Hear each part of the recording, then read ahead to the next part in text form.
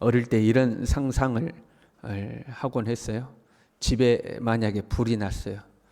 딱 한 가지만 들고 나가야 돼요. 그럼 무엇을 들고 나갈 거냐? 제가 어릴 때 그 순수한 마음에 나는 집에 불이 나서 한 가지만 들고 나가야 된다면 성경책을 들고 나갈 것이다. 내가 성경책만은 꼭 들고 나가야겠다. 그런데 나중에 커서 생각해 보니까 그 생각이 어리석은 생각이었어요. 성경책은 돈만 주면 무조건 살 수 있잖아요. 그래서 뭘 들고 나가야 돼요?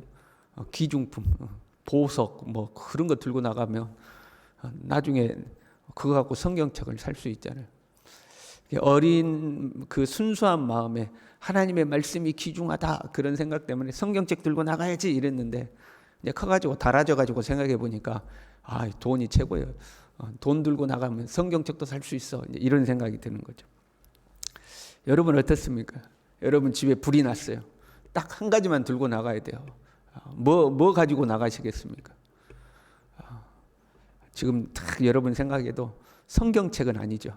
성경책은 아니고 다른 거, 불 다 없어지면 안 되는 거, 다른 거 있는 거죠. 우리는 물질이 중요한 시대를 살아가고 있습니다. 중요해요. 중요하지 않은 거 아닙니다. 물질도 우리에게는 소중한 거죠. 그러나 그 물질이 우리의 인생을 좌지우지하면 안 되는 거죠. 중요하지만 그것이 내 인생을 주도해서 가면 안 되는 거죠. 물질은 우리가 살아가는 데 필요한 하나의 수단일 뿐이지 물질이 내 주인이 되면 안 되는 거죠. 11절에 이렇게 써요. 보라, 날이 이를지라 내가 기근을 땅에 보내리라. 기근이 온대요. 이 기근이라는 것은 개인적으로 가난이라든가 경제적 어려움으로 굶주리는 거 이런 것을 의미할 수도 있지만 사실 기근은 개인적인 사건이 아니죠. 자연재해라든가 전쟁이라든가 전염병이라든가 이런 것을 통해서 한 국가 전체가 굶주릴 수밖에 없는 상황이 이제 기근이죠. 한 사람으로 한정되어 있지 않아요. 기근이 찾아오면 부한 자나 가난한 자나 높은 자나 낮은 자나 젊은 자나 나이 든 자나 상관없이 다 이 기근을 맞이하게 되는 거죠. 모든 사람이 고통받아요. 물론 부유한 자들은 고통을 덜 받을 수도 있을 것 같지만 그래도 시간이 지나면 똑같이 고통받는 게 이제 이 기근인 거죠. 그 기근이 너에게 찾아올 것이다 하는 거예요. 그런데 그 다음 말씀이요. 기근을 땅에 보내리니 양식이 없어 주림이 아니요 물이 없어 가람이 아니요 여호와의 말씀을 듣지 못한 기갈이라. 여러분 어떻습니까? 집사님, 하나님 내게 말씀하시기를 집사님의 삶에 기근이 찾아올 거라고 하였습니다. 그럼 큰일 났다. 여러분 그런 마음 들지 않겠어요? 기근이 찾아오면 내게 물질이 마르고 내 삶에 어려움이 찾아오고 뭐 이런 거 아닌가 탁 긴장했는데 돈이 없는 기근이 아니라 물질이 없는 기갈이 아니라 여호와의 말씀을 듣지 못하는 기근이 찾아온답니다. 그럼 여러분 어떻게 했어요? 마음으로 다행이다. 그래도 돈이 없어지는 건 아니구나. 물질이 없어지는 건 아니구나. 말씀을 듣지 못한 거. 말씀이야. 내가 성경책도 보고 뭐 인터넷에 가면 설교 말씀도 많고 그거 들으면 되는 거지. 여러분 안심하지 않겠어요? 양식이 없는 기근이 여러분 무섭습니까? 말씀이 없는 기근이 무섭습니까? 내 삶에 양식이 없는 기근이 찾아오는 게 무섭습니까? 말씀이 들려오지 않는 기근이 찾아오는 게 무섭습니까? 대부분의 사람들은 솔직하게 양식이 없는 기근이 무서워. 집사님에게 돈이 없어질 겁니다. 그러면 그럼 저는 어떻게 해야 됩니까? 하나님 말씀하시기를 집사님 삶에 기근이 찾아오는데 양식이 없어질 거라고, 먹고 마실 것이 없어질 거라고 그랬습니다. 큰일 났네. 어떡하지? 근데 하나님이 말씀하시기를 당신 삶에 기근이 찾아오려 했는데 먹고 마시는 것이 없어지는 것이 아니라 말씀이 없는 기근이랍니다. 그나마 다행이다. 말씀이 없단다. 돈은 지켰구나. 혹시 우리 마음이 그렇지 않냐 이 말이에요. 오늘날 우리 시대가요, 인류 역사상 설교가 가장 넘쳐나는 시대인 것 같아요. 그렇지 않습니까? 인류 역사상 지금처럼 설교가 많은 시대가 어디 있어요? 텔레비를 틀어도 라디오를 틀어도 유튜브를 봐도 인터넷을 보고 뭐 언제 어디서든지 설교를 들을 수가 있어요. 어떤 목사님의 설교라도 거의 다 들을 수가 있어요. 지금처럼 설교가 넘쳐나는 시대는 없을 거예요. 근데 말씀이 없는 기근이 오면 어떻게 될까요? 말씀이 없는 기근이 오면 이 말씀들이 다 없어져 버릴까? 설교가 다 없어져 버릴까? 마치 북한처럼 하나님의 말씀을 읽기도 힘들고 듣기도 힘든 그런 시대가 올까? 그건 알 수가 없어요. 근데 본문이 의미하는 바는요, 말씀이 없는 기근이 온다는 것은 시적절한, 나에게 꼭 필요한 때에 꼭 필요하게 들려오는 하나님의 음성이 없어지는 걸 말하는 거예요. 사울왕의 경우요, 국가적 위기를 맞이해서 또 어려우니까 하나님의 인도를 구하죠. 삶이 평안할 때는 뭐 하나님의 말씀이고 인도고 대수롭지 않게 생각했다가 위기가 찾아오니까 하나님 말씀 필요한 거 아니에요? 근데 하나님께서 꿈으로도 환상으로도 선지자로도 우림이나 둠빔으로도 말씀하지가 않죠. 그 어떤 통로를 통해서 사울에게 응답하지 않는 거예요. 그것이 말씀이 없는 기근이에요. 나는 하나님의 인도를 구하는데, 하나님의 뜻을 구하는데 하나님이 절대 나타나지가 않는 거예요. 그럼 여러분 보세요. 내가 하나님의 인도가 필요하고 하나님의 뜻이 필요해요. 그러면 거짓 선지자들이 아무 말이나 하면 되잖아요. 거짓 선지자들은 가짜니까 왕이시여 하나님께서 이렇게 말씀하십니다. 뭐 아무렇게나 지어서 말하면 될 거 아니에요. 그런데 말씀이 없는 기근이 찾아오면 그런 말씀도 없는 거예요. 왜냐하면 사람이 정말로 하나님의 음성에 갈급해지잖아요. 그러면 상대가 하는 말이 진짜인지 가짜인지 알게 돼요. 저거는 진짜 하나님이 주셔서 하신 말씀이다. 저거는 그냥 뭐 평상시대로 그냥 아무 말이나 하는 거다. 금방 알 수가 있어요. 사람이 갈급해지면 알 수가 있습니다.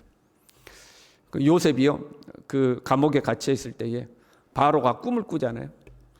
꿈을 꾸고 자기의 신하들에게 박수와 술사들을 불러다가 자기의 꿈을 이야기하고 해석을 하라고 그래요. 근데 아무도 해석을 못해요. 아니 우리 생각에는 대충 아무거나 둘러대면 되지 않겠어요? 왕이여 그 꿈은 이런 꿈입니다. 왜 뭐 시간이 지나봐야 하는 거니까 일단은 둘러대고 왕이여 이런 꿈입니다 하면 되지 않겠어요? 근데 아무도 해석을 하지 않아요. 왜요? 아는 거죠. 자기가 거짓으로 해석을 하면 왕이 네 말이 거짓말이다 아는 거예요. 사람이 절실하면요 진짜인가 가짜인가 알 수 있게 돼요. 그러니까 아무도 말을 못하는 거죠. 지금 나에게 하나님의 인도가 절실한데, 하나님의 인도, 그러니까 나를 인도하시는 하나님의 말씀이 절실한데 그 하나님의 말씀이 없는 거예요. 그게 이제 말씀이 없는 기근인 거죠.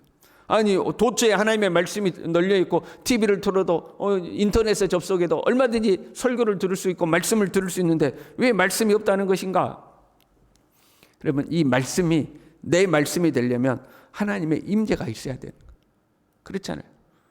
하나님의 임재가 없으면 읽기야 읽죠. 듣기야 듣죠. 그런데 그게 내 심령에 다가오지가 않는 거예요.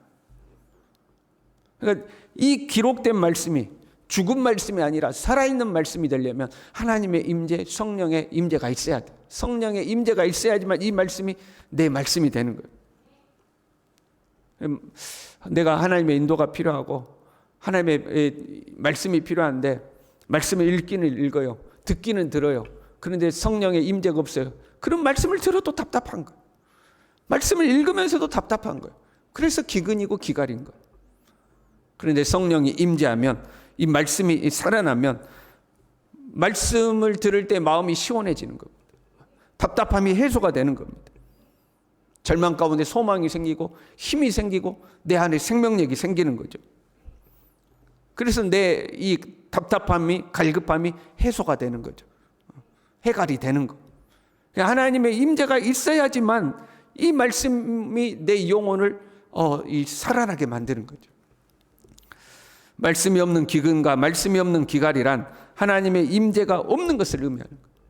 아무리 설교가 넘쳐나고 아무리 집에 성경책이 5권씩 7권씩 있다 해도 성령의 임재가 없으면 말씀이 살아있지가 않는 거예요. 그래서 항상 목마른 거죠. 우리는 살면서 먹고 마시는 것, 물질의 힘으로 산다고 생각하죠. 그래서 말씀의 기근보다 물질의 기근을 두려워할 때가 많아요. 말씀은 좀 안 들려와도 돈은 많았으면 좋겠어. 돈이 없어지면 안 돼. 물질의 기근을 훨씬 두려워하는 거죠. 평범한 때는 그런 줄 알고 살아요.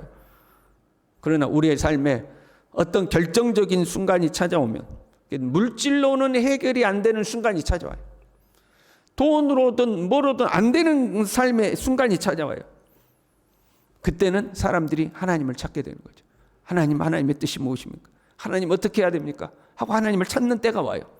12절에 사람이 이 바다에서 저 바다까지 북쪽에서 동쪽까지 비틀거리며 돌아다닌다고 그랬어요. 사방을 비틀거리며 찾으러 다니는 거예요. 무엇이 아쉬워서 찾으러 다니는가? 돈이 없어서? 아니, 먹을 게 없어서 그게 아니라는 거예요. 그런 기근과 기갈이 아니라는 거예요. 하나님의 인도가 필요한데, 하나님이 내 인생에 대해서 뭔가 말씀해 주셔야 되는데, 하나님이 내가 직면하고 있는 이 문제에 대해서 하나님이 뭔가 나에게 말씀해 주셔야 되는데 그게 없는 거예요. 사방으로 찾고 헤매고 다니지만 그 하나님의 인도와 하나님의 말씀을 만날 수가 없는 거예요. 사람은 영적인 존재잖아요. 영적으로만 해결되는 문제가, 영적으로만 채워져야지만 해결되는 문제가 있는 거예요. 근데 그게 안 되는 거죠. 말씀이 없는 기근은 하나님의 임재가 없음을 말하는 거예요. 여러분, 하나님의 임재가 없다는 것은 하나님의 보호하심, 하나님의 긍휼히 여기심, 하나님의 은혜 베푸심, 이런 것들이 내 삶에 없어지는 것을 말하는 거예요. 그러면 결국은 그 영적 기근, 영적 기갈이 삶의 멸망으로 나타나는 거죠. 13절에요. 아름다운 처녀와 젊은 남자가 다 갈아여 쓰러지리라. 아름다운 처녀와 젊은 남자, 생의 가장 절정기에 있는 사람들을 말하는 거예요. 황금기죠. 육신적으로는 부러울 게 없는 때를 말해요. 내 삶에 육신적으로 봤을 때는 부족함이 없는 때예요. 물질도 넉넉합니다. 집도 좋은 집도 있고, 옷도 좋은 옷 입고, 차도 좋은 차 타고 다닙니다. 남들 볼 때 부러울 게 없습니다. 그런데 정작 본인은 내적인 갈증이 있는 거예요. 만족이 없어요. 뭔가 허전해. 그냥 목말라.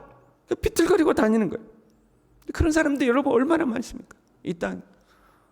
우리가 과거에 비하면 얼마나 지금 잘 살게 됐어요. 그런데도 만족이 없어. 비틀거리고 다니는 거예요. 그러다가 결국 멸망의 구렁텅이로 떨어지는 거죠. 여러분, 우리는 어떻습니까? 저는 이제 이런 말씀을 묵상하고 설교하게 되면 고민이 이제 생기는 거죠. 우리 교회에는 하나님의 임재가 있어야 되는데, 저와 여러분이 하나님의 말씀을 전하고 들을 때에 성령의 감동이 있어야 되는데, 소위 말하는 말씀 가운데 은혜를 받아야 되는데, 여러분이 은혜를 못 받으면 말씀을 전한 자의 책임이 일단은 있지 않겠습니까? 말씀 듣는 자도 책임은 있습니다. 그렇잖아요. 아니, 예수님이라도 말씀 전했는데 그 예수님 말씀 듣는 사람 중에 예수님 때려 죽이려는 사람이 있었잖아요. 그 듣는 사람도 책임은 있어요. 우리는 어떤가? 우리가 교회를 왔다 갔다 하지만, 말씀을 듣기는 듣지만 그냥 죽어있는 말씀이고, 내 귀를 스치고 내 머릿속에 지식으로는 쌓였으나 내 내적 갈급함은 해결하지 못하는 그냥 그런 말씀으로 끝나는 거 아닌가? 아니면 우리 스스로가 내 내면은 목말라 가는데, 그 말씀이고 뭐고 필요 없고 그냥 돈이나 많았으면 좋겠다, 그런 마음으로 삶을 살아가고 있지는 않은가 하는 거죠. 저와 여러분이 우리 교회가 성령 충만하기를 간절히 소망합니다. 하나님의 임재가 있기를, 하나님의 말씀이 살아있기를, 내 삶을 성령께서 인도해 가시고 그 성령의 인도를 받을 수 있기를, 우리 교회가 그런 교회가 되고 저와 여러분이 그런 하나님의 사람이 되어서 물질이 마를지라도 하나님의 말씀은 마르지 아니하는 우리의 삶이 될 수 있기를 간절히 바랍니다. 기도하겠습니다. 하나님 아버지, 먹을 것이 없어 기근이 아니고 마실 물이 없어 기갈이 아니라 여호와의 말씀을 듣지 못하는 기근과 기갈이라고 하였습니다. 이 말씀이 두려운 사람, 하나님의 말씀이 내게서 없어진다는 것이 두려운 사람, 하나님 그런 심령, 그런 마음으로 살아가는 하나님의 사람들이 될 수 있도록 주님 우리를 붙들어 주시고, 여호와의 말씀을 사모하는 우리 모든 심령마다 성령이여 친히 임재하여 주시고 친히 말씀하여 주시고 우리를 가르쳐 주셔서 우리의 삶에 절대 말씀이 마르지 아니하고 생수의 샘처럼 말씀이 항상 솟아져 나오는 우리의 모든 심령, 우리의 교회가 될 수 있도록 우리 모두를 축복하여 주시옵소서. 예수님의 이름으로 기도 올리옵나이다. 아멘.